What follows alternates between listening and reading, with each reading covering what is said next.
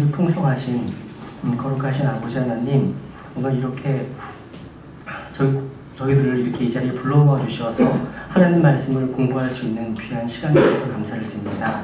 저희들의 발걸음과 마음을 인도하신 것처럼 이 시간 주의 영께서 함께 하셔서 이 기록된 말씀을 통해서 특별히 하나님의 거처로 또 세워진 이 성막을 통해서 하나님께서 말씀하시는 바 저희들이 교훈받기를 원합니다. 이 시간 온전히 주께서 주장해 주셔서 말씀을 증언하는 자나 말씀을 듣는 자 모두가 다 성령 안에서 하나님 말씀을 드높이고 우리 주 예수 그리스도의 위대하신 인격과 놀라우신 사역들을 더욱더 깊이 깨닫는 복된 시간 될 수 있도록 성령께서 온전히 주장해 주시기를 간절히 믿고 의지합니다. 마치는 그 시간까지 주님의 그 말씀과 주님의 교리가 드높여지는 복된 시간 될 수 있도록 함께해 주시옵소서. 존귀하신 예수님의 이름으로 기도드렸습니다. 아멘. 네, 오늘은 출애굽기 25장입니다. 금등잔대에 대해서죠. 출애굽기 25장.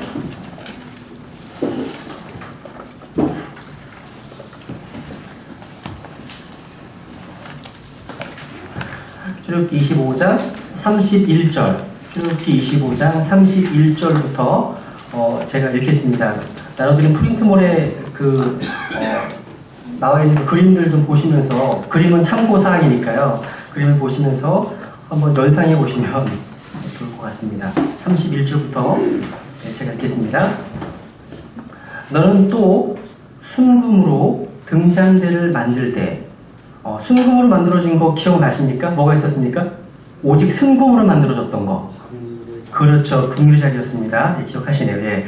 순금으로 등잔대를 만들 때 등잔대를 뭐에서 만든다고요? 두들겨서 만들고 그곳에 대와 가지들과 잔들과 둥근 꽃받침들과 꽃들을 같은 곳으로 만들며 6가지가 등잔대 옆에서 나오게 하되 등잔대의 3가지는 이쪽에서 나오게 하고 등잔대의 3가지는 저쪽에서 나오게 하며 한 가지에 둥근 꽃받침과 꽃이 있는 아몬드 모양의 잔 3개가 있게 하고 다른 가지에 둥근 꽃받침과 꽃이 있는 아몬드 모양의 잔 3개가 있게 하여 등잔대에서 나오는 6가지에 그와 같이 할지니라. 그러면 총 7가지겠죠, 그죠? 양 옆이 3가지, 중앙이 하나, 그죠? 34절.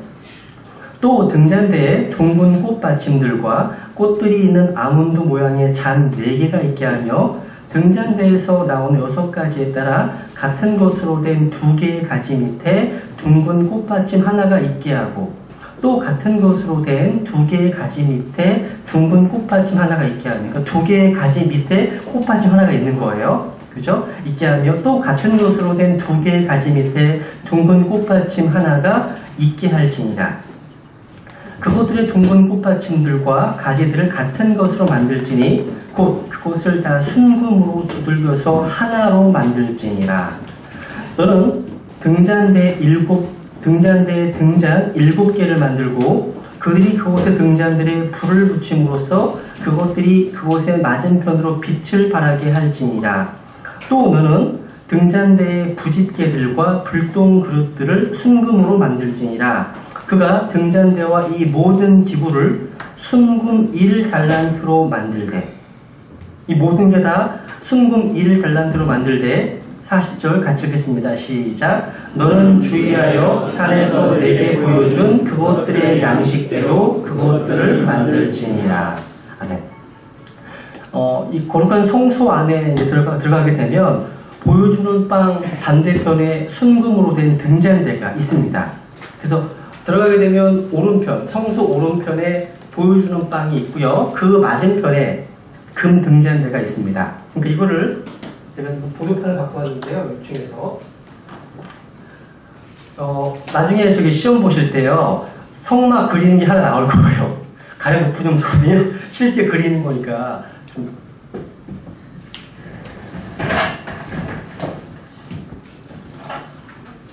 보이시죠 다? 그렇죠? 보이시죠? 성막을 이렇게 그리겠습니다. 보면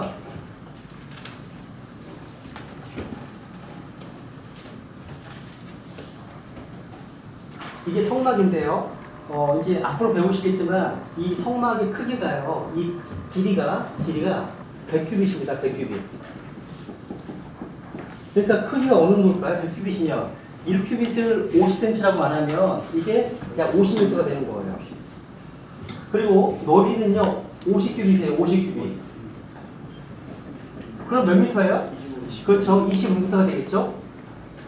그리고요 이 가로 길이 이 사이가 옛날 개혁 성경에는 세마포로 되어 있지만 우리 흥진혁 성경에는 가늘게 본 아마실로 만든 현수막으로 되어 있습니다. 현수막으로 되어 있어요. 여기다 현수막으로 쳐져 있어요.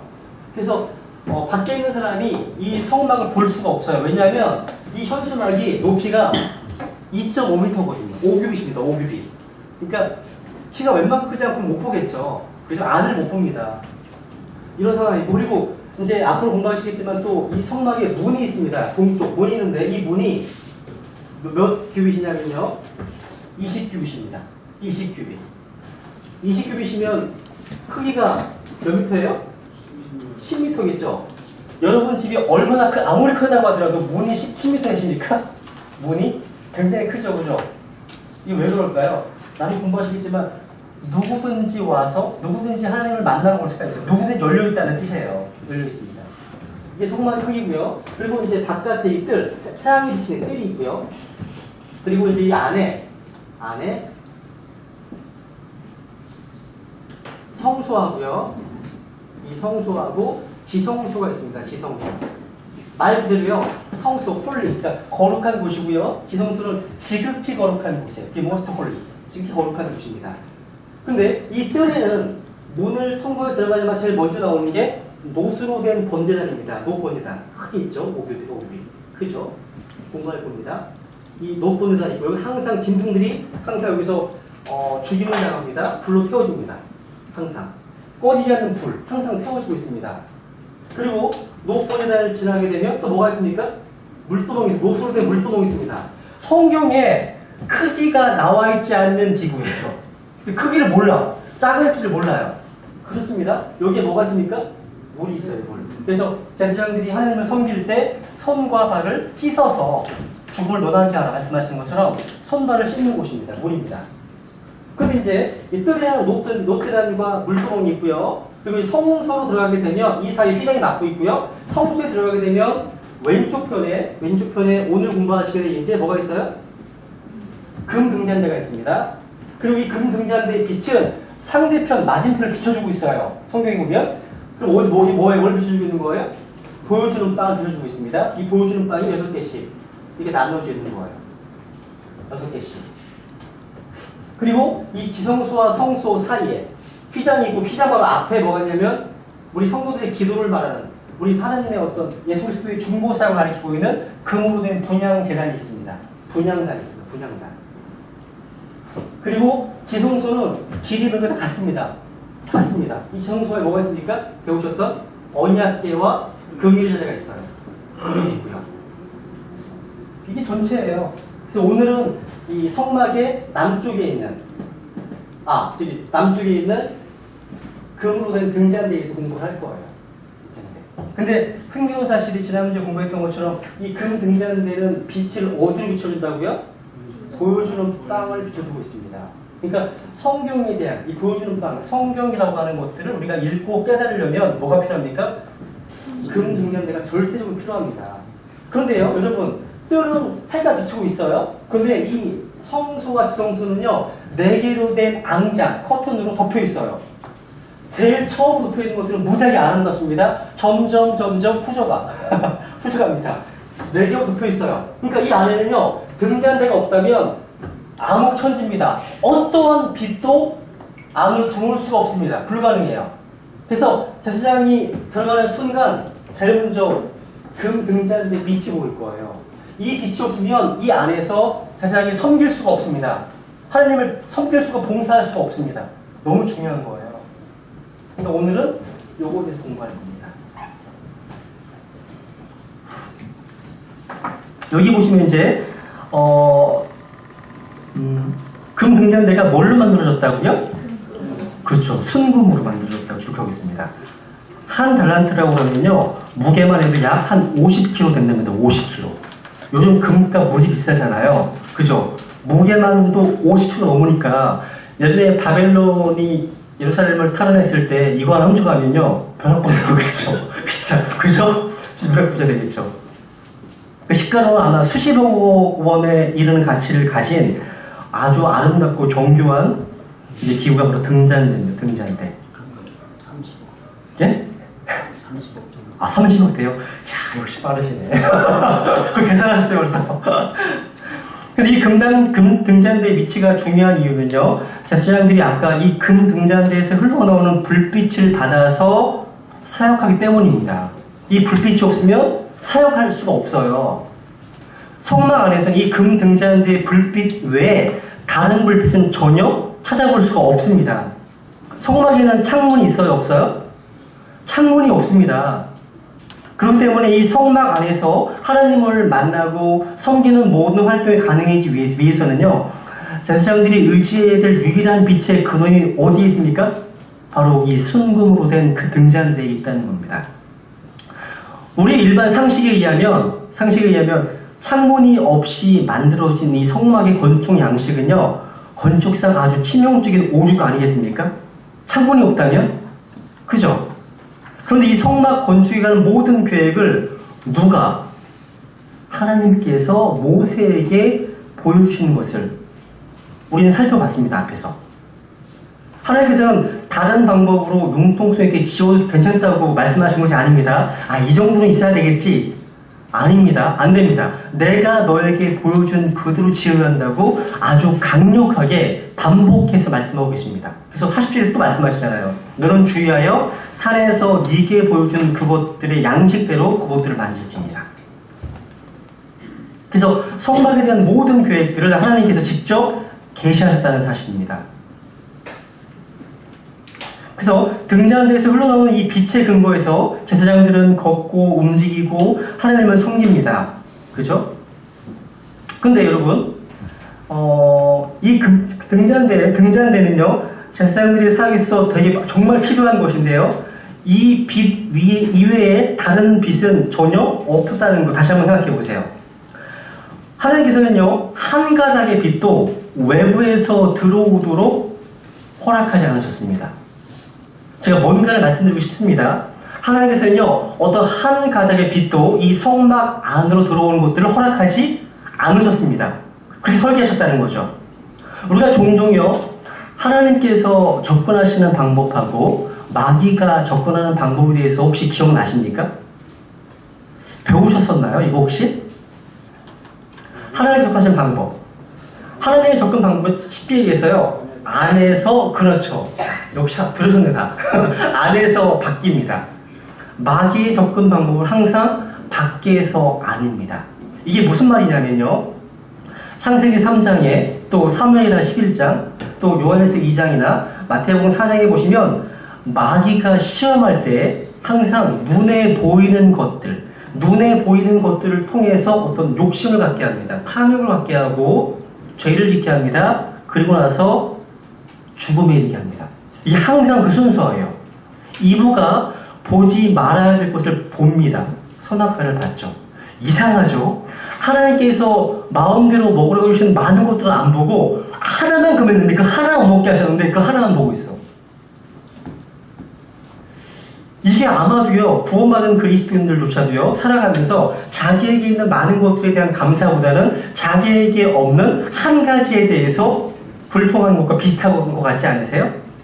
항상 외부에 있는 것들을 먼저 보고, 아입니다. 먼저 봅니다. 보고 나서 그것이 러스트, 욕심이 생겨요, 내 안에. 욕심이 잉태한 뭐가 났습니까? sin, 죄를 낳습니다. 죄가 장성해서 사망을 말씀하고 있습니다. 이게 마귀의 접근 방법이에요. 그래서 뭘 조심해야 돼요? 눈을 조심해야 되는 거죠. 근데 오늘날 눈을 조심하는 게 정말 필요해요. 왜? 눈 뜨고 보기에 정말 제가 며칠 전에 저기 안영애님이랑 홈플러스에 뭐 사러 갔다 왔거든요. 여러 가지 용품들을. 거기서 이제 커피를 한 잔 마시고 있었어요. 그런데 우리가 벤치에 앉아서 있었는데 오른쪽 벤치에요, 웬 남녀가 애증행각을 벌이고 있어요. 대낮에. 점심 1시 반쯤이었어요. 사람들 막 지나다니고 있어요. 저기 있는 그 아이들, 중학생들이 지나다니고 있는데요, 애증하기 너무나 리얼한 거야. 진짜 리얼해요. 설명 못하겠어. 남자가요, 하여튼간 그래요. 너무 야해요. 그래가지고 또 민망하시고 들어오지 못하시고 일어나서 그랬는데, 그러니까 지금 이 시대에요, 우리 눈에 보여지는 것들, 또 홈쇼핑 작업은 어떻게 돼요? 사게 되잖아요. 사게 되지 않습니까? 그 눈을 잘 지켜야 돼요. 눈을요. 외부에 있는 자극들 우리에게 눈을 통해서 우리에게 역사한다는 거죠.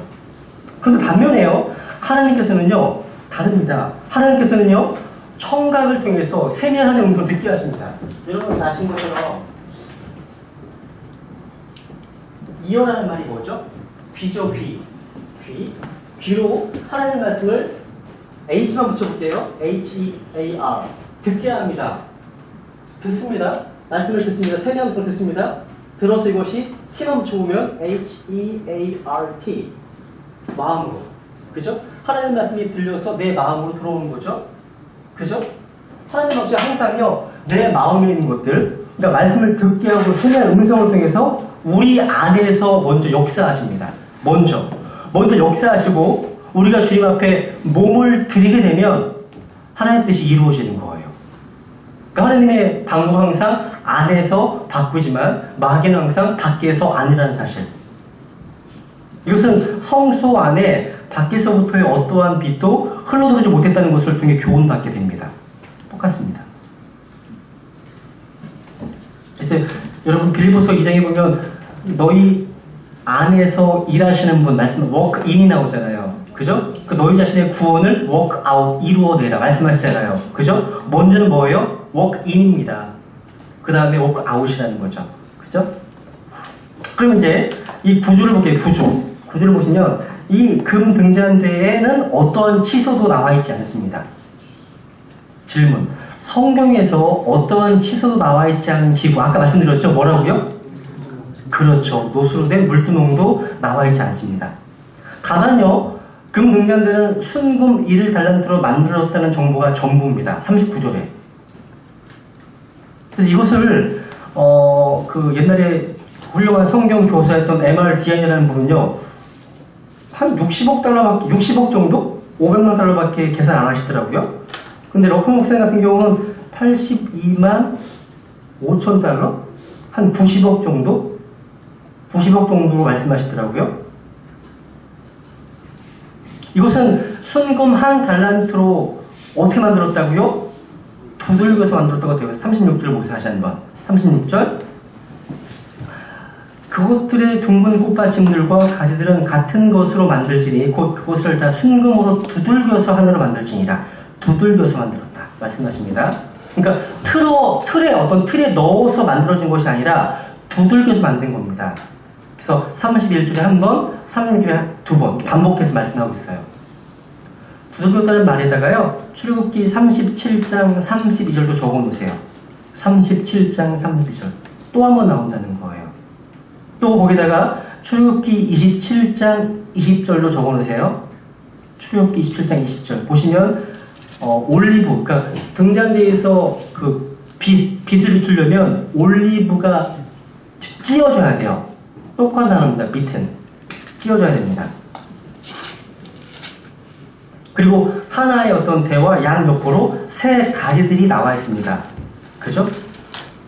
그러니까 7개의 등잔대가 다 똑같은 것은 아니고요. 가지는 실상 6개 뿐입니다. 그러니까 줄기를 중심으로 해서 우측 3개, 좌측에 3개, 이렇게 3개 가지가 마련되어 있다는 거죠. 근데 이스라엘 성들은요, 항상 이 금 등잔대를 보면서 항상 포도나무 가지를 연상한답니다. 포도나무 가지. 이 금 등잔대의 가지는요, 포도나무를 연상케 만들어요. 그래서 실제로 등잔대를 기록한 많은 이스라엘 역사 기록물들을 보면요, 이스라엘 성들이 포도나무 가지에 근거해서 금 등잔대의 모양을 만들었다고 기록하고 있습니다. 그리고 이것에 근거해서 나중에 예수님께서는 우리에게 포도나무 가지에 대한 교훈을 베푸셨죠. 한번 확인해 볼게요. 요한복음 15장 보세요. 한번. 여기 잡으시고 요한복음 15장. 이따가 조금 자세하게 같이 연관시켜서 설명을 드릴 텐데요. 우선 요한복음 15장.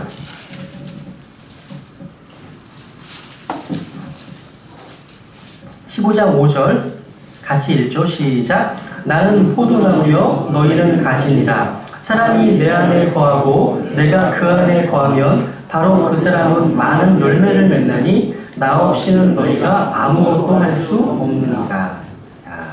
여기 포도나무는 누구십니까? 바로 예수 그리스도이시고요. 포도나무에 붙어있는 가지들은 바로 저 여러분들, 그리스도인을 한 사람 한 사람들입니다. 가진 그리스도인은 그 생명의 근원이신 예수님을 떠나서는 그 존재가 불가능한 사실을 가르치고 있는 겁니다. 그래서 사도행전 17장에 보시면 사도 바울이 아테네에 설교하는 와중에 이런 말씀하시잖아요. 이는 우리가 그분 안에서 살며 움직이며 존재하기 때문이다.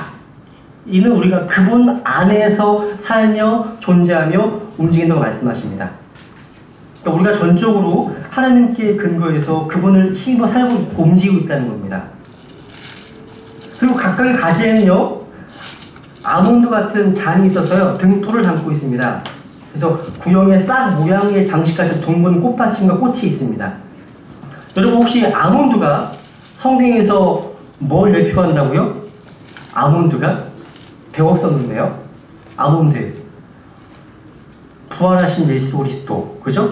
민수기 17장에 말씀하시죠? 마른 나뭇가지에 싹이 났습니다. 아몬드가 피었습니다. 이것은 뭐예요? 예수 그리스도의 부활하심을 이렇게 보여주는 거예요. 그죠? 그래서 싹, 생명과 연관되어 있고요. 그 다음에 이제 꽃이 폈다는 말도 또 아몬드, 열매를 말씀하고 있는 거예요.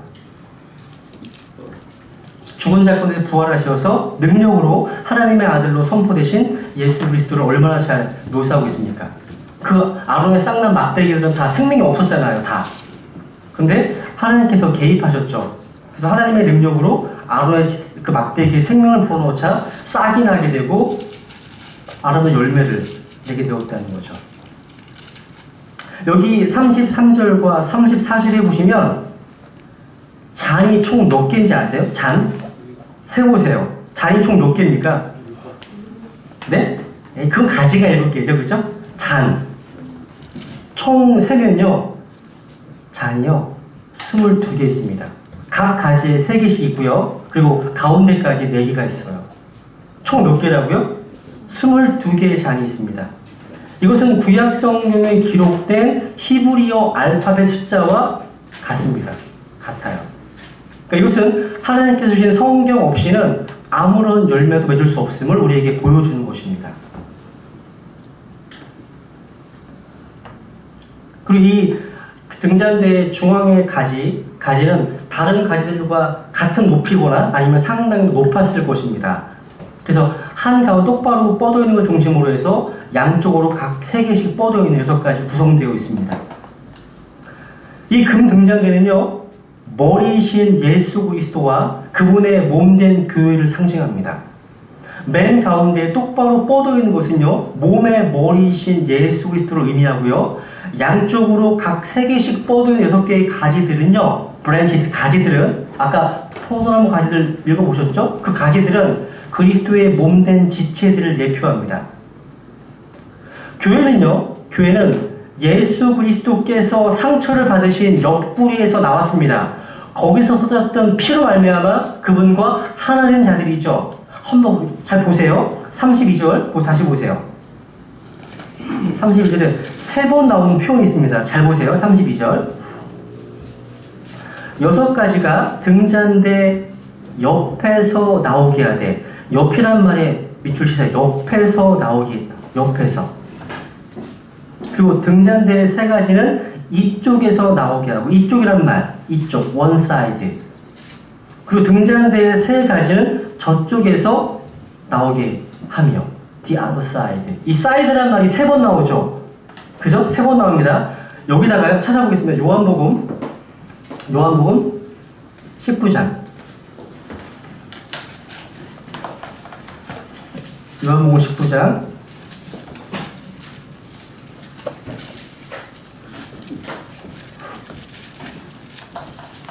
성경의 한 구절에서 이 사이드란 말을 3번이나 반복해서 언급했다는 사실 한번 주목해서 보세요.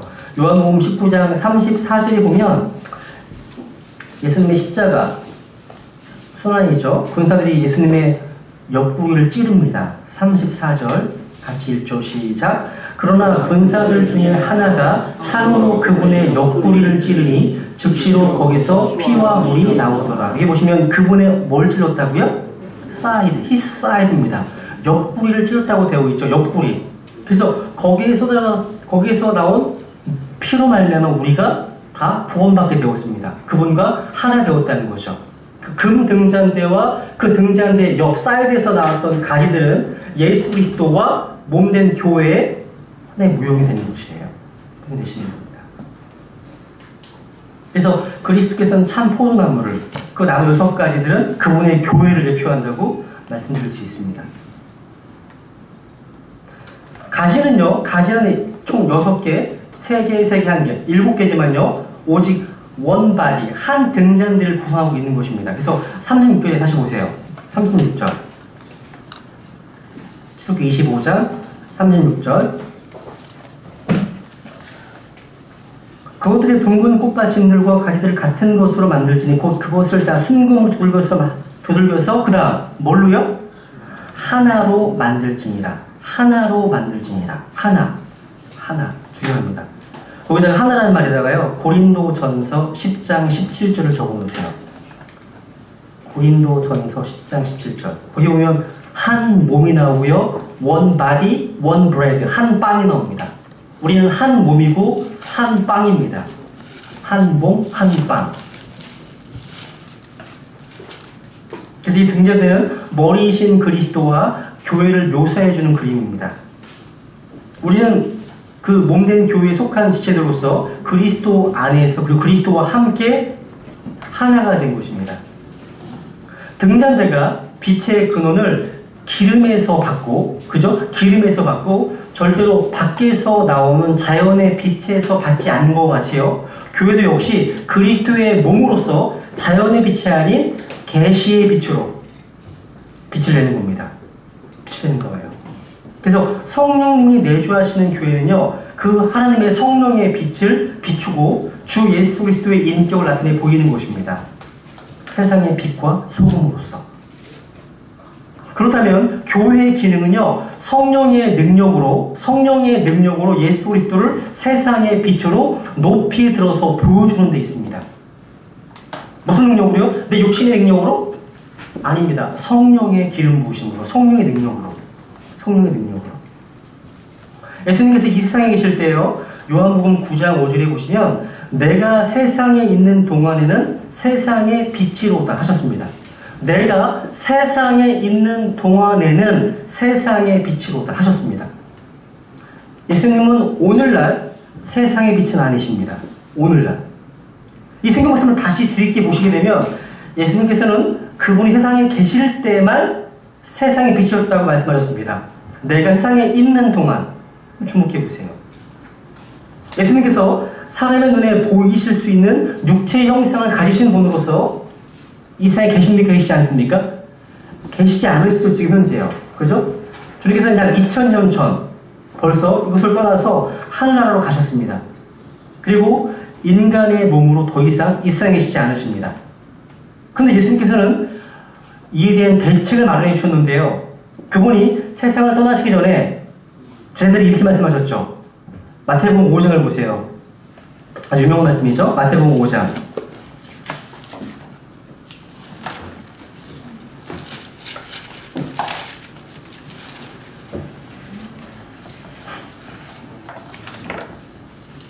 마태복음 5장 14절. 마태복음 5장 14절. 너희는 세상의 빛이니 산 위에 세운 도시가 숨겨지지 못하리라. 또 사람들이 등잔불을 켜서 통 밑에 두지 아니하고 등잔대 위에 두나니 그리하여 그것이 집안의 모든 사람의 빛을 비추느니라. 이와 같이 너희 빛을 사람들 앞에 비추어 그들이 너희의 선한 행위를 보고 하늘에 계신 너희 아버지께 영광을 돌리게 하라. 우리 주님께서는 이제 하늘나라로 가시고 안 계십니다. 세상은 더 이상 예수님을 보지 못합니다. 이제 세상이 볼 수 있는 것, 우리들입니다. 우리를 볼 수 있습니다. 우리가 바로 그분의 대표자들입니다. 예수님의 대사입니다. 그래서 이스라엘에 남아있는 우리들이 세상의 빛이라는 것입니다. 그래서 세상이 그리스도를 볼 수 있는 길은요, 유일하게 우리 안에 계신 그리스도이시고요. 우리를 통해서만 볼 수 있습니다. 오늘날에는요, 오직 구원받은 성도들의 몸 안에 계심으로써 세상에 계시는 것입니다. 그래서 사람들이 그분을 보려고 하면 어디서 봐야 됩니까? 우리를 통해서, 우리 안에서 보아야 하는 것입니다. 머리와 몸이시기 때문에. 그렇지 않으면 못 봅니다. 볼 수 없습니다. 우리는 오늘날 세상의 빛입니다. 그렇다면 이 빛이 지금 어떻게 비춰지고 있습니까? 가정에서, 직장에서, 사회생활에서, 우리의 언어생활에서 다른 사람들이 우리 안에 계신 그리스도를 보고 있습니까? 제가 예전에 구약성경 읽으면서요, 참 흥미로웠던 것이 뭐냐면 하나님께서 쓰셨던 하나님의 사람들을요, 세상 사람들이 보면 항상 하나님을 압니다. 무슨 얘기냐면 요셉만 보시면 요셉이 하나님과 함께 하심을 누가 봤습니까? 보디발이 봤다고 되어 있습니다. 하나님과 함께 하는 것을 봤대요. 눈에 보일까 하나님이요? 안 보이죠. 그죠? 근데 요셉의 삶을 통해서, 요셉의 입술을 통해서 하나님을 보는 거예요. 마찬가지예요. 여러분은 여러분 주위에 있는 세상 사람들로부터 여러분의 삶과 인격과 언어와 이런 걸 통해서 하나님을 보고 계십니까? 그게 보여집니까? 잘 안 보여지는 게 문제 아니에요? 그죠? 우리의 입술의 말과 우리의 삶을 통해서 잘 안 보여진다는 것은 그만큼 우리가 책임을 망각하고 있다는 뜻이 아니겠습니까? 그죠? 우리가 예수 그리스도를 올바르게 증언하고 그분의 빛을 올바로 드러냄으로써 세상을 향해서 우리 빛을 비추는 것입니다. 그래서 이 빛 외에는 이 세상에서 예수 그리스도를 비추어줄 다른 빛을 전혀 찾아볼 수 없습니다. 그래서 우리가 예수님을 나타내거나 그분의 빛을 반사하지 않으면 구원받지 못한 사람들은요, 영원한 암흑 가운데 남아있어야 할 것입니다. 여러분, 욥기 한번 25장 볼까요? 욥기 25장. 성경에 기록된 놀라운 과학적인 사실들 중에 하나를 언급하시는 게 이 부분인데요. 욥기 25장 4절.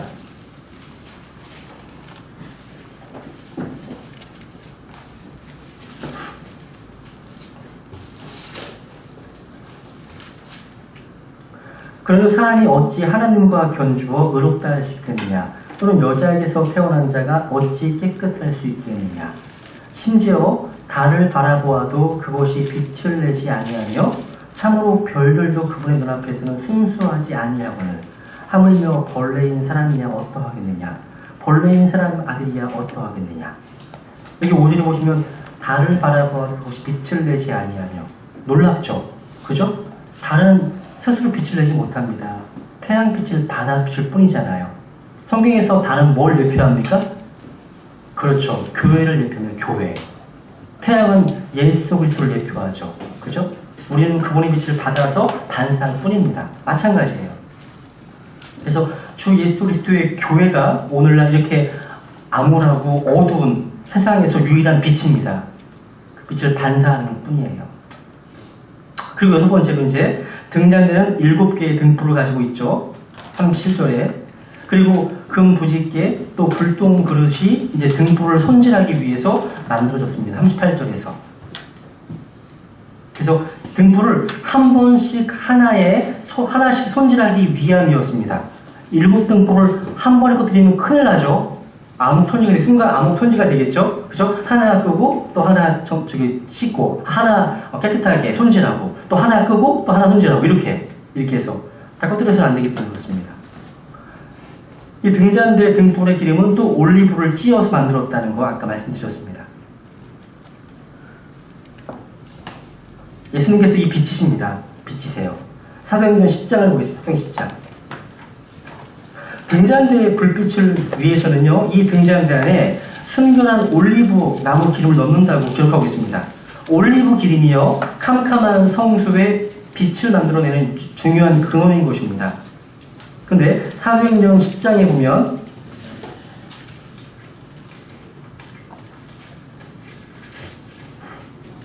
(38절에) 보면 하나님께서 나사렛 예수님께 성령님과 권능으로 기름을 부으심에 그분께서 두루 다니시며 선을 행하시고 마귀에게 억눌린 모든 사람을 고치셨으니 이는 하나님께서 그분과 함께 하셨기 때문이라. 여기 보시면 하나님께서 나사렛 예수님께 성령님과 권능으로 기름을 부으시네. 성령님과 권능으로 기름을 부으시네. 흥미로운 표현이죠. 이 말씀을 통해서 예수 그리스도의 그 놀라운 빛의 사역은요, 성령의 능력이 그분께 기름 붓듯이 부어지기 때문에 알 수 있습니다. 성령의 능력과 성령의 기름 부음과 능력으로. 그래서 제가 알고 있는 어떤 설교자, 미국의 설교자는 하루의 능력을 위해서 3번씩 15분간 기도하신대요. 돌아가신 분이시지만 파워, 권능, 지혜와 이런 걸 위해서 하루에 15분씩 아침, 점심, 저녁 때 기도하셨다고 그러시더라고요. 예수님의 사역의 어떤 비결도 바로 성령의 기름 부음과 능력으로 였습니다. 여기서 순결한 올리브 기름이 부어지기 때문에 등장되는 아름다운 불빛을 낼 수 있었던 것을 잘 설명해 주는 것입니다. 그리고 여기 등장되는 하늘의 양식에 따라서 만들어졌죠? 여러분, 요한계시록에 보면 저 하늘나라에, 그 하늘, 셋째 하늘에요, 7 등불이 타고 있는 거 혹시 아십니까? 요한계시록 4장을 보세요. 요한계시록 4장. 이 등장대도요, 하늘에 있는 것들의 양식을 따라서 만들어졌잖아요. 그러면 실체가 있겠죠. 그 실체가 요한계시록 4장에 이런 표현이 나옵니다.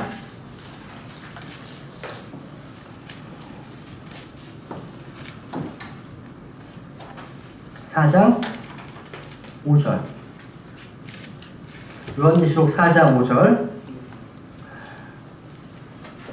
그 왕자로부터 번개들과 천둥들과 음성들이 나오고 왕자 앞에는 7 등불이 타고 있었는데 그것들은 하나님의 7 영이라. 7 등불이 타고 있다고 되어 있죠. 7 금 등잔대와 연관되겠죠, 그죠? 아마 모세가 이걸 보고서 만든 것이 아니었을까. 그죠? 그래서 하나님께서 보여주신 그 계시의 근거에서 만들었다는 거죠. 그죠? 그러면 이제 특징 4가지를 한번 볼게요. 4가지. 4P라고 적었거든요. 4P. 금 등잔대는요, 완전한 빛을 줍니다. 완전한 빛. 퍼펙트. 완전한 빛. 왜? 7이라는 숫자는 하나님의 완전한 숫자잖아요. 완전한 빛. 또 금 등잔대는 순수한 빛을 줍니다. 퓨어. 순수한 빛을 주었습니다. 왜? 출애굽 27장에 보면 기름 자체가 순수했거든요. 출애굽 27장 20절에 보면 이게 올리브 기름에 대한 말씀을 하시는데요. 너는 또 이스라엘 자손에게 명령하여 그들이 등불에 쓰기 위해 올리브로 찌어 만든 무슨 기름이요? 순수한 기름을 내게 가져오게 함으로써 항상 등불이 타게 할지니라. 항상 등불이 타야 됩니다. 순수한 빛을 줍니다. 순수한 빛. 그리고 등불이 항상 타야 되기 때문에 이 금 등잔대는 영속하는 빛을 줍니다. 영원한 빛. perpetual. 그리고 이 빛은요, 그 목적이 있습니다. purposeful. 출애굽기 25, 37절에 보면 그 맞은편을 빛을 발하게 할지니라. 그 맞은편으로. 목적이 있는 거예요. 그리고 이제 금 등잔대 구조했죠. 특징됐습니다. 그리고 이제 금 등잔대가 보여주고 있는 것들, 상징하는 것들을 한번 정리를 해보겠습니다. 첫 번째로 예수 그리스도를 모형적으로 보여줍니다. 빛의 실체이십니다. 이 등잔대는요, 여러분 놀랍습니다. 혹시 영어가 있으시면 영어를 같이 보시면 이 금 등잔대를 표현할 때 인칭 대명사를 쓰고 있다는 거 한번 주목해 보세요. 25장 보세요. 한번 31절. 출애굽기 25장 31절 보면 너는 또 순금으로 등잔대를 만들 때 등잔대를 두들겨서 만들고 그곳의 대, 번역은 이제 그곳이라고 했지만 실제 영어로는요, his shaft, 그곳의 대, 그분의 대, 그죠? 가지들과 잔들과 둥근 꽃받침들과 꽃들을 같은 곳으로 만들며 전부 다요, his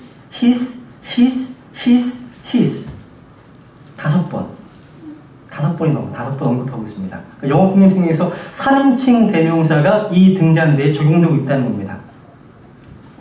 바로 그 인격은 누구십니까? 바로 바로 예수 그리스도이십니다.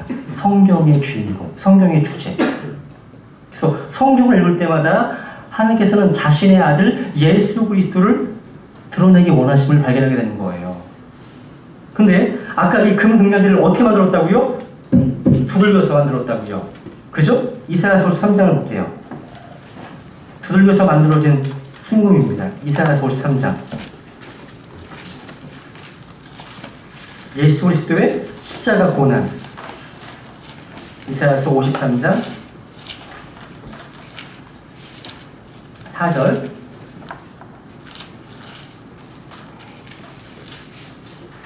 참으로 그는 우리의 고통을 짊어지고 우리의 슬픔을 감당하였거늘 우리는 그가 매를 맞고 하나님께 맞아 고난을 당한다고 생각하였노라. 10절. 그러나 주께서 그를 상하게 하는 것을 기뻐하사 그를 고통에 두셨은즉 주께서 그의 혼을 죄로 인한 헌물로 삼으실 때 그가 자기 씨를 보고, 저 여러분입니다. 자기 씨를 보고 자기 날들을 길게 하며 또 주의 기뻐하시는 일이 그의 손에서 번영하리로다. 두들겨서 만들어진 순금 등잔은 바로 예수 그리스도의 십자가 고난을 우리에게 보여주고 있습니다. 그 금등 등잔에는 순수한 빛을 주었잖아요. 요한복음 1장에 보면 예수 그리스도께서는 그냥 빛이 아니시라 참빛입니다. 참빛. 요한복음 1장 9절. 참빛. 1장 9절. 그 빛은 참 빛으로 세상에 들어오는 모든 사람을 비추느니라. 그 빛은 참 빛으로, 참 빛이십니다. 그래서 8장 12절도 보세요. 그분은 세상의 빛이십니다. 요한복음 8장 12절. 같이 읽죠. 시작. 그때 예수님께서 다시 그들에게 말씀하여 이르시되 나는 세상의 빛이니 나를 따르는 자는 어둠 속에 다니지 아니하고 생명의 빛을 얻으리라. 나는 세상의 빛이다. 예수님만이 참 빛이시고요. 예수님만이 세상의 빛이십니다. 그래서 만약에 예수님이 계시지 않으면 어둠 가운데 아주 어리석은 일들을 하게 된다는 것이에요. 예를 몇 개 들어보면 지금 아프리카에 있는 사람들이 많이 굶어 죽어가고 있잖아요. 10년 전만 해도, 한 15년 전만 해도요, 굶어 죽는 사람들은 인도에 제일 많았다고. 인도에 그 캘커타는요, 캘커타는 인구의 절반이 거지랍니다. 거지. 인구의 절반이야. 그 정도로 많은 사람들이 굶주리고 있어요.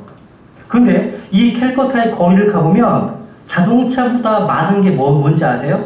그렇죠. 소잖아요, 소. 소가요, 길거리에 누워있기도 해요, 막. 근데 그 도시의 소가요, 인구 수만큼 많습니다. 인구 수만큼 많아요. 그 많은 소를 잡아먹으면 어떻게 될까요? 배불리 먹을 수 있을 텐데, 먹지 않고요, 소를 두고도 굶어 죽는다는 거예요. 왜 그럴까요? 종교적인 그 어두움이요, 사람을 이렇게 어둡게 만들었다는 거예요. 멀리 갈 거 없습니다. 우리나라도 마찬가지예요. 겉으로 보기엔 똑똑해 보이지만요, 이런 종교적인 어떤 어둠에 빠지게 되면 별 이상한 짓을 다 합니다. 여러분, 최첨단 인공위성이었던 노붕어를 발사하던 당시의 일인데요, 남미에 있는 그 프랑스의 그 가이아나에서요, 위성을 발사하게 되었습니다. 근데 그때 참 우리나라 과학자들이 가지고 간 게 있어요. 뭔지 아시겠습니까? 이야, 아시네. 맞습니다. 돼지머리를 가지고 왔어요. 돼지머리를. 물론 가이아나에서도요, 돼지머리를 구할 수 있습니다. 하지만 거기에 있는 돼지로 고사를 지내면 부정당합니다. 그래서 국내에서 돼지머리를 확보해서 그것도 냉동도 하지 않은 채 가이아나를 공수한 적이 있었습니다. 왜? 냉동하면 부정당돼요. 잡자마자 비행기에 실어서 남미의 가이아나까지 공수했습니다. 그 돼지머리를 올려놓고 덥석 절을 했어요. 요즘은요, 인공위성 발사를 많이 하기 때문에 언론에서 별로 관심이 없어요. 취재도 안 합니다. 근데 돼지머리 놓고 절을 하니까 너무 신기하니까요, 그 당시에 언론에 굉장히 보도됐다고 그래요. 야, 그러니까 돼지머리 놓고 절하는 장면만 찍혀요, 외신에서. 전 세계적인 망신 아닙니까? 망신. 망신이지, 진짜. 이런 어리석은 일들을 누가 자행하고 있습니까? 누가 지금? 과학자들이 자행하고 있습니다. 그러면서도요, 이 일이 얼마나 어리석은지를 몰라요. 잘 몰라요. 왜 그렇습니까? 빛이 없으니까. 빛이 없으니까 이런 일들 자행하는 겁니다.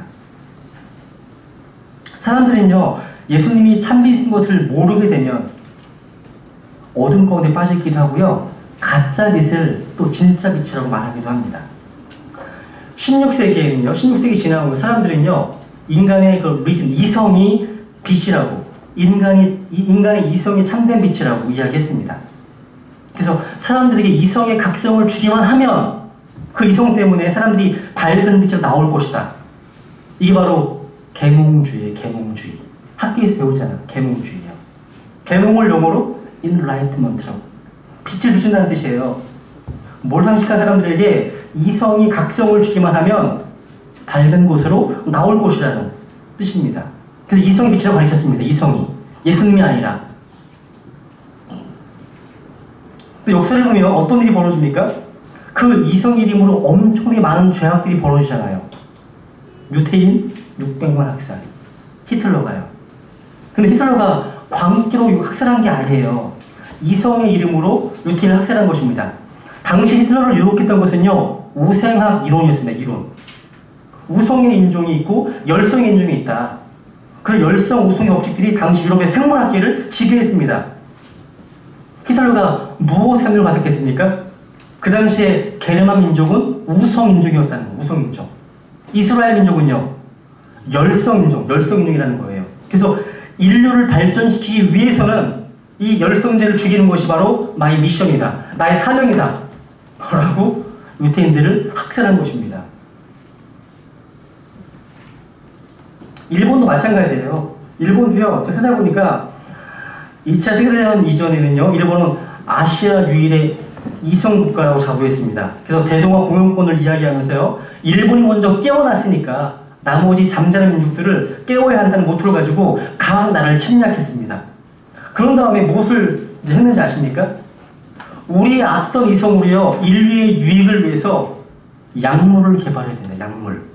약물 개발 명분 하에서 인간을 생체 실험으로 사용합니다. 들어보셨죠? 731 부대의 마루타 실험. 들어보셨습니까? 참 무서운 거죠. 그래서 하나님이 없는 이성은 무서운 살인 무기가 되는 거예요. 그죠? 그래서 하나님 없는 이성을 가지고 있는 사람은 어떤 일을 저지를지를 모르는 무시무시한 사람이에요. 그래서 하나님 없이 지식만 발달하게 되면 이런 일들이 벌어지게 되는 겁니다. 근데 예수님의 빛이 들어가게 되면 부흥이 일어나고요, 문화가 발전합니다. 여러분, 영국이라는 나라의 원주민이 원래는 앵글로 색슨족이었습니다. 원래 스칸디아 반도에서 내려온 민족이 야만인이었어요. 옷도 입지 않고 살았던 아주 그런 사람, 야만적인 사람들이었습니다. 근데 그 사람들에게 복음이 들어오니까 어떤 일이 벌어집니까? 그렇죠. 신사의 나라가 됩니다. 19세기 빅토리아 시대에는요, 해가 지지 않는 나라라는 칭호를 얻게 됩니다. 그리고 또 유럽 전체 민족들 가운데요, 독일이요, 가장 가난한 민족이었습니다. 중세시대. 또 수탈의 역사를 가지고 있었습니다. 인물이 없어요, 인물이요. 그런데 마틴 루터가요, 독일어로 성경을 번역하고 난 이후에 유럽의 거의 모든 인물들은 독일에서 나왔습니다. 법학, 철학, 음악, 역사. 이걸 공부하는 사람들은요, 독일어를 알지 못하고는요, 연구를 할 수 없을 정도로 모든 학문의 기반들이 다 독일에서 수상하게 되었습니다. 그러니까 뭐예요? 참된 복음의 빛이 비치게 되니까 각성이 일어나게 되었고요, 방향을 알게 된 거예요. 이런 것들이 역사에 투두룩합니다. 그래서 승금 등잔대의 빛은 바로 예수님의 빛을 보여주는 것입니다. 요한일서 1장을 보세요. 요한일서 1장.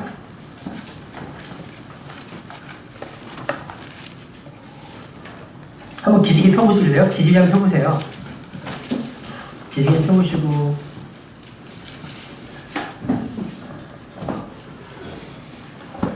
피곤하시죠? 그죠?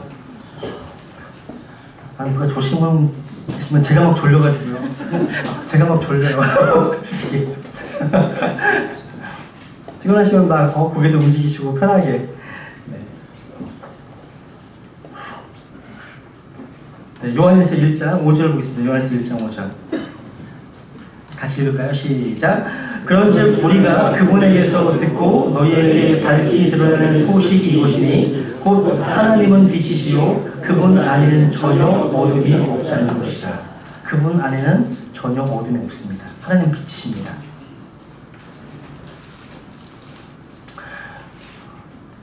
이스라엘 백성들이 아닌 모든 이교도들은요 태양을 숭배하는 거 아십니까? 태양 숭배? 태양 숭배하잖아요. 생각해 보세요. 태양이 없으면 모든 생명체는 다 죽습니다. 그런데 영적으로도 맞습니다. 모든 영적인 빛, 성장, 열 다도 예수 그리스도께 달려 있습니다.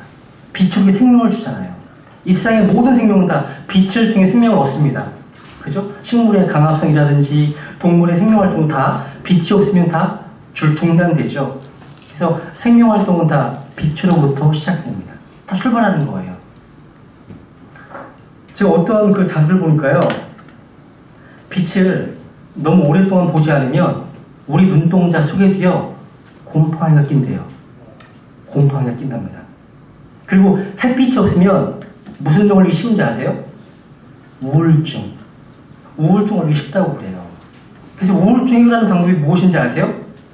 밝은 빛이 들어오는 곳에 병상을 차려놓고 병동을 딱 차려놓고요.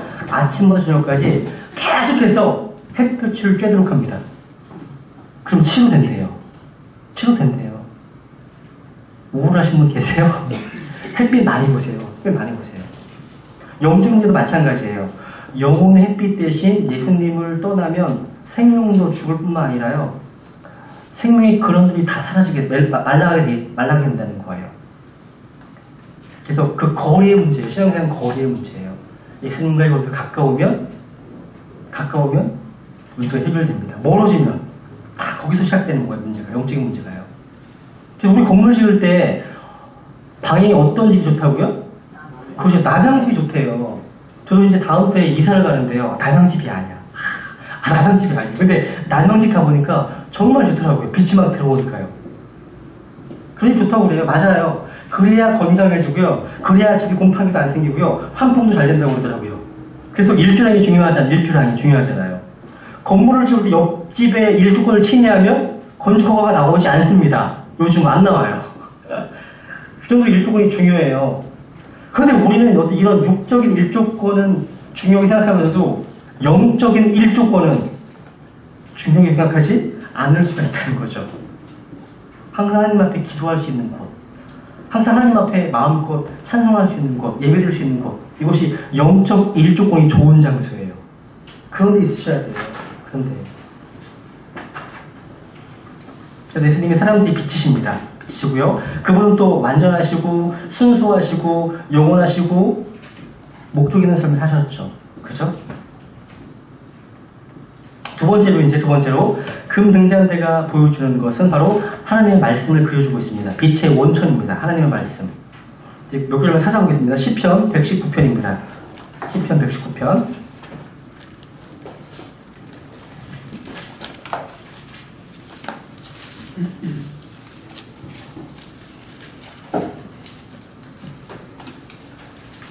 시편 119편 105절.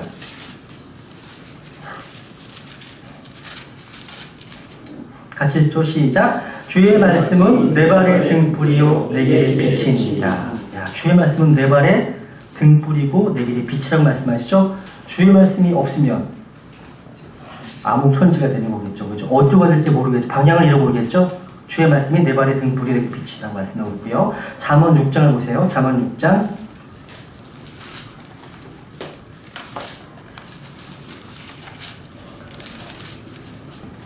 잠언 6장 23절.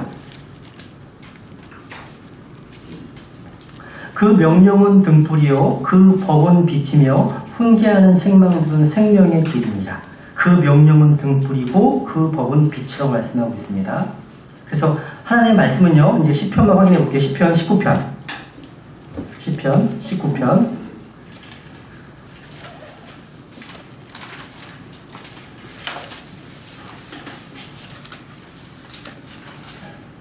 7절, 시편 19편 7절.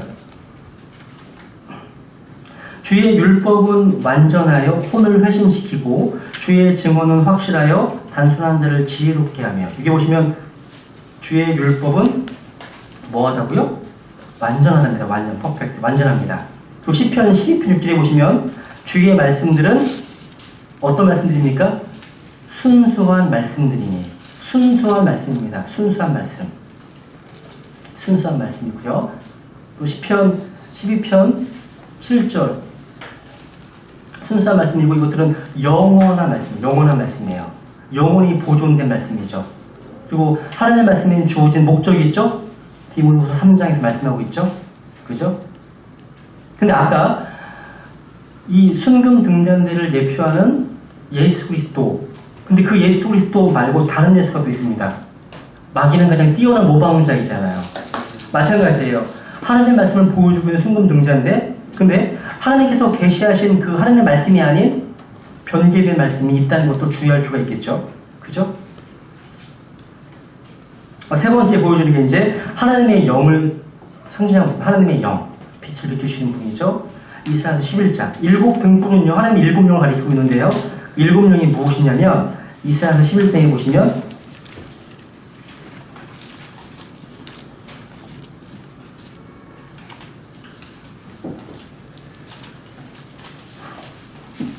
이사야서 11장 2절 1절부터 읽겠습니다. 이새의 줄기에서 한 막대기가 나며 그의 뿌리에서 한 가지가 나서 자랄 것이요 주의 영 하나 곧 지혜 둘 명철 셋 계략의 영 넷 능력의 영 다섯 지식의 영 여섯 주의 두려움의 영 일곱 개. 그죠? 하나님이 일곱 영을 가르쳐주고 있죠. 그죠? 또 기름은 빛을 이제 생산해내지만 등잔대는 앞에 있는 보여주는 빵을 비춰주고 있죠. 이것은 바로 성령님을 보여주고 있는 것이에요. 모든 진리 가운데 인도해 주시잖아요. 그죠? 성령님께서 우리에게 진리를 계시해 주시잖아요. 그 다음에 네 번째로 이제 이 금 등잔대는 구원받은 성도를 그려주고 있습니다. 우리는 세상의 빛이잖아요. 빛입니다. 빌립보서 2장으로 보겠습니다. 빌립보서 2장.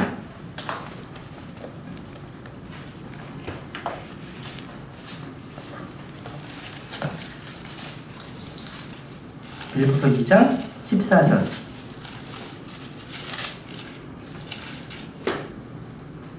모든 일을 불평이나 시비가 없이 할지니 이것은 너희가 흠이 없고 무의한 자 곧 구부러지고 삐뚤어진 민족 가운데서 책망받을 것이 없는 하나님의 아들들이 되게 하려 함이라.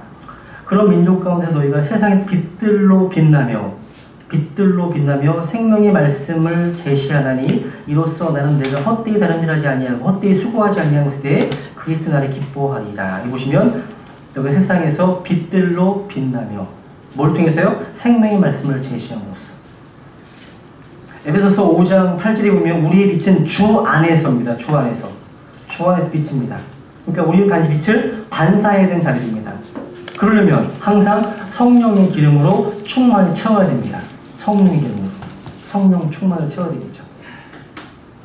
그리고 이제 등잔대는 주님의 교회들을 또 상징하고 있습니다. 요한계시록 1장. 요한계시록 1장. 여기는 분명하게 등잔대가 바로 일곱 교회라고 언급되고 있습니다. 요한계시록 1장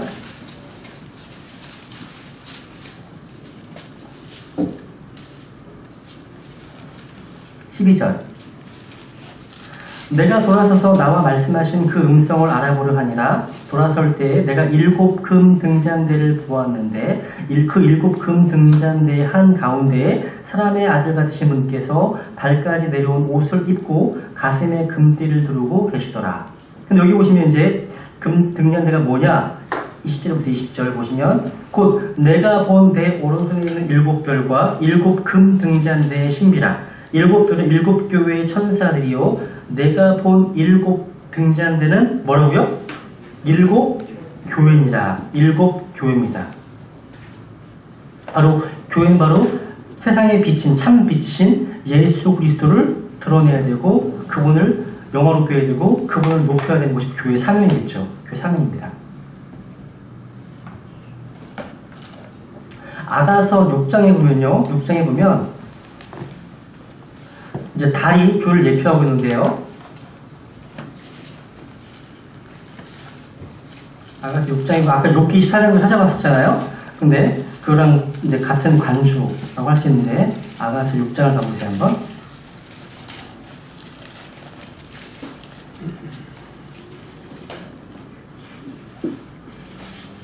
아가서 6장 솔로몬의 아가 6장 10절 보면 9절 나의 비둘기 나의 더럽혀지지 아니한 자는 오직 하나뿐이로구나. 바로 예수 그리스도의 몸된 교회 원바디 한 몸을 우리에게 보여주죠. 근데 10절 아침같이 찬란하고 달같이 아름다우며 해같이 맑고 깃발을 세운 군대같이 위험 있는 여자가 누구인가. 이거 보시면 달같이 아름다우며 아까 다른 빛을 내지 않는다고 말씀드렸죠. 그죠? 천문학적으로 사실입니다. 사실이에요. 근데 BC 3800년에 쓰여진 욥기에 지금 다른 빛을 내지 아니한다고 말씀하고 계시죠. 그죠? 다른 태양에서 나오는 빛을 받아 반사할 뿐입니다.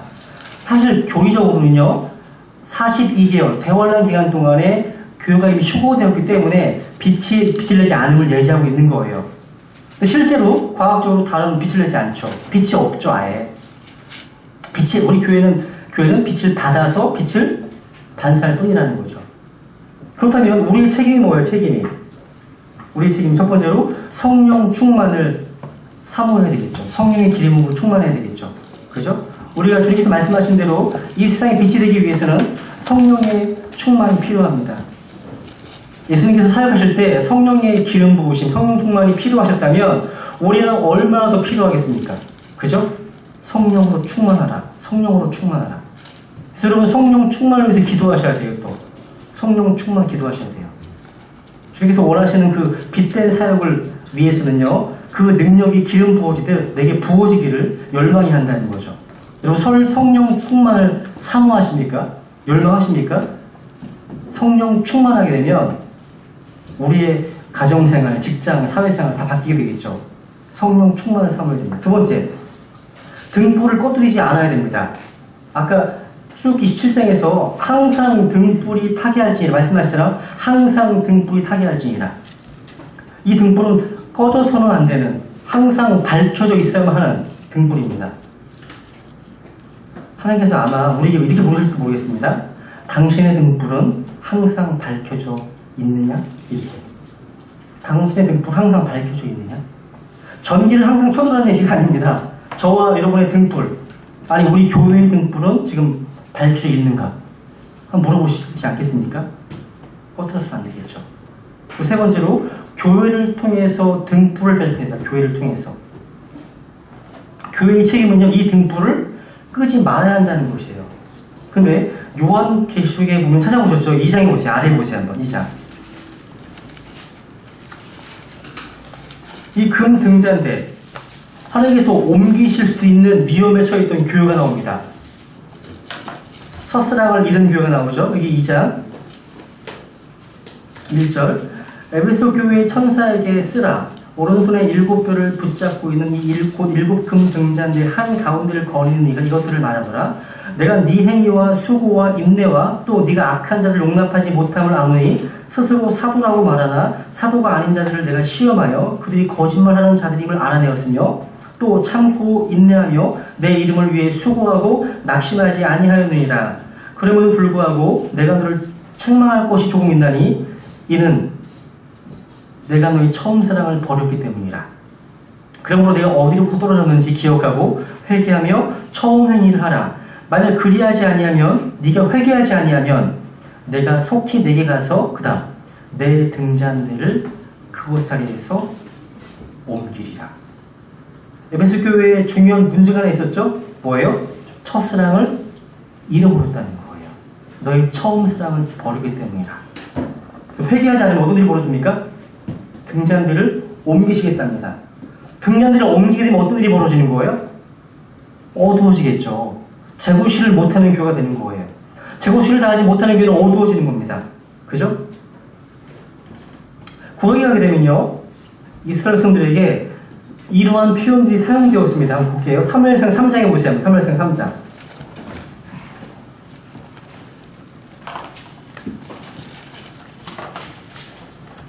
사무엘상 3장에 보면 이제 엘리라고 하는 세상이 나오죠. 그 엘리 제사장이 자녀 교육도 잘 못 시키고 하나님 앞에서 점점 더 멀어져 가고 있었을 때 그 당시에 시대상, 종교상, 사회상을 묘사하는 아주 인상적인 표현이 하나 나오는데 여기 보시면 1절 보세요. 아이 사무엘이 엘리 앞에서 주를 섬겼는데 그때에는 주의 말씀이 희귀하여 열린 환상이 전혀 없었더라. 야, 엘리 눈이 점점 어두워져서 그가 잘 보지 못하는 그때에 그는 자기 처소에 누웠고 3절 주의 성전 안에 있던 하나님의 등불은 아직 꺼지지 아니하였는데 그곳에 하나님의 해가 있더라. 이 당시의 시대상을 잘 묘사하는 표현입니다. 하나님의 등불은 아직 꺼지지 아니하였는데 꺼질 즈음의 상황이에요. 지금 그렇게 타락한 시대였다는 거죠. 그렇게 종교로 어두운 시대였다는 거, 그런 표현이에요.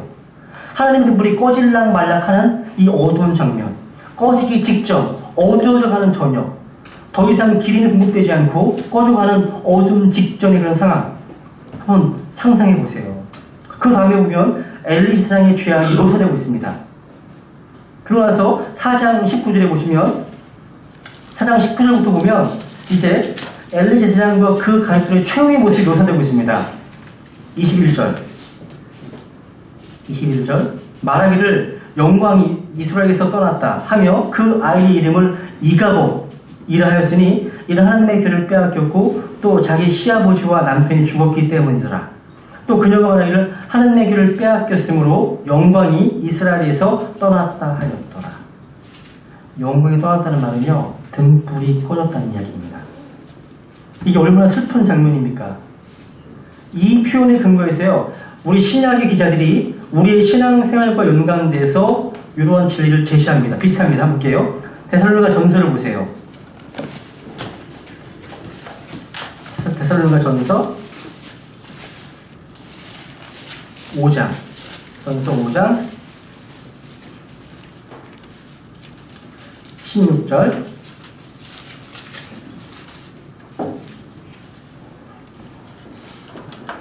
항상 기뻐하라. 쉬지 말고 기도하라. 모든 일에서 감사하라. 이것이 그리스도의 승리 안에서 너희에게 하나님의 뜻이니라. 10절을 같이 읽습니다. 시작. 성령을 억누르지 말라.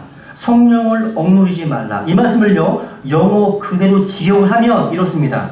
성령의 등불을 끄지 말라. Quench not the spirit. Quench not the spirit. 성령의 등불을 끄지 말라. 우리가 예수 그리스도를 구주와 주님으로 영접하자마자 주님께서 성령님을 통해서 내 안에 오셨습니다. 주의 영, 성령님이 내 안에 계십니다. 그저 거하시죠? 그 성령께서 나를 주관하십니다. 다스리기를 원하십니다. 근데 내가 그분께 순종하기를 거부할 때 내 속에 있는 등불이요, 가물가물거립니다. 점점 순종하지 않잖아요? 성령의 등불을 그게 끄는 거예요. 끄는 겁니다.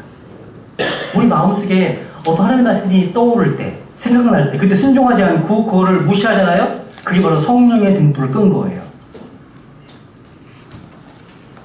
근데 점점 성령님의 어떤 음성에 귀를 기울이고 순종하면 점점 영적으로 예민해집니다. 근데 영적으로 좀 감각 없는 자, 멍막한 사람들은 자꾸 꺼서 그런 거예요. 자꾸 성령 등불을 꺼서는 안 되겠죠. 그죠? 여러분 어떠십니까? 이 퀸치란 말이요, 불을 끄는 단어예요. 그래서 지옥을 말씀하실 때 거기에는 불도 꺼지지 않는다고 말씀하시죠. unquenchable fire, 꺼지지 않는 불 말씀하시잖아요. 불과 연관된 거거든요. 그죠? 끄지 말라는 거예요, 불을. 여러분 비극적인 성경의 어떤 장면 중에 하나가 이거죠. 사사기의 인물 삼손 기억해 보세요. 한번 볼까요? 사사기 16장 보세요. 삼손의 위대한 힘의 비밀이 뭐예요? 머리카락이 있습니까? 머리카락이 길어서? 머리 기신 분 안 계신 거 아니에요? 하나님과의 관계 때문이에요. 사사기 16장 14장에 보시면 사사기 14장 6절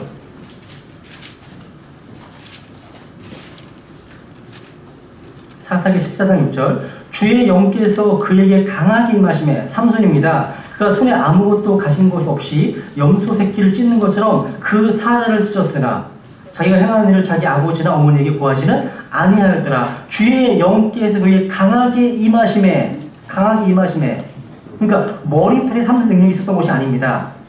하나님의 영께서, 하나님의 성령께서 그와 함께 하시기 때문입니다. 그런데 삼손이 불순종합니다. 순종하지 않습니다. 하나님이 떠나셨습니다. 성경이 이렇게 표현하고 있습니다. 사사기 16장 보세요. 16장. 사사기 16장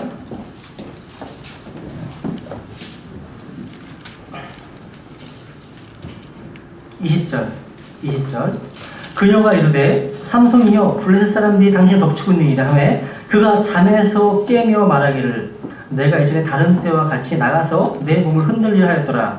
그 다음 같이 읽죠. 시작. 그는 주께서 자기를 떠나신 줄을 깨닫지 못하였더라. 이게 얼마나 커다란 비극입니까? 하나님의 영광이, 하나님의 능력이, 하나님의 함께 하심이 떠나갔으니, 근데 떠나갔는데 그걸 깨닫지 못해요. 몰라요. 떠나간 일을 몰라요. 이 얼마나 비참한 체험입니까? 이 불 꺼진 등불. 그런데 여러분 기억하십니까? 이런 꺼져가는 등불을 끄지 아니하시고 나에게 한 번 더 기회를 주시고 말씀하시는 하나님. 복음에 나오죠. 꺼져가는 등불을 끄지 않으신 하나님. 하나님의 긍휼하심. 우리에게 일어나라 빛을 발하라 명령하시는 거예요. 일어나라 빛을 발하라. 이제 결론적으로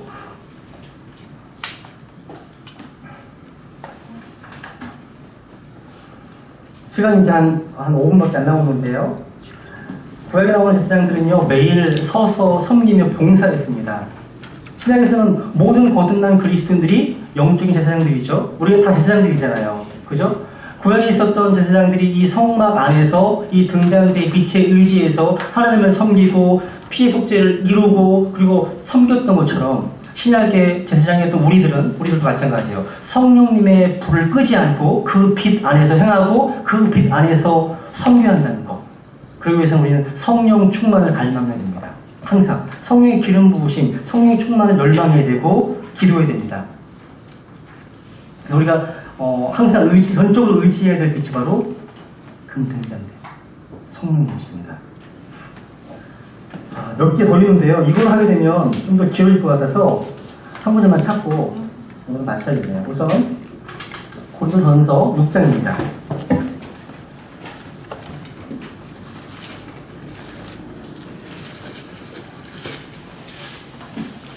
고린도전서 6장